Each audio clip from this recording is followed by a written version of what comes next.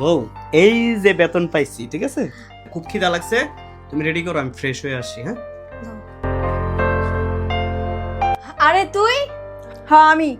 আয় ঘরে আয় বউ। না গড়াইতাম না, জানাই যে 5,000 টাকা নিছে, এই টাকাটা দে। তখন লাগে অশান্তি আর ভাল লাগে না।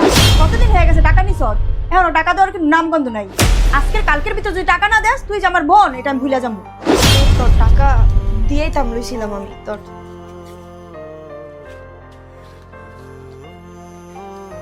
কি গো, শ্রাবন্তীর কণ্ঠ শুনলাম, শ্রাবন্তী আসছিল নাকি?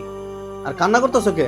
হ আইছিল, আর ওর কাছ থেকে যে আপনার জন্য টাকা আনছিলাম, ওই টাকার লেগে অনেক কথা শোনাইলো। ভাবছি টাকাটা একটু পরে গিয়ে দিয়ে আসবো, এর মধ্যেই কত কথা শোনাই গেল। আসলে কি জানো, দুনিয়ার মধ্যে কেউ আপন নাই, ভাই বোন সবাই হলো স্বার্থ, যতক্ষণ স্বার্থ ততক্ষণই পাশে থাকে। আমার এই দুনিয়াতে তুমি ছাড়া কেউ আপন নাই।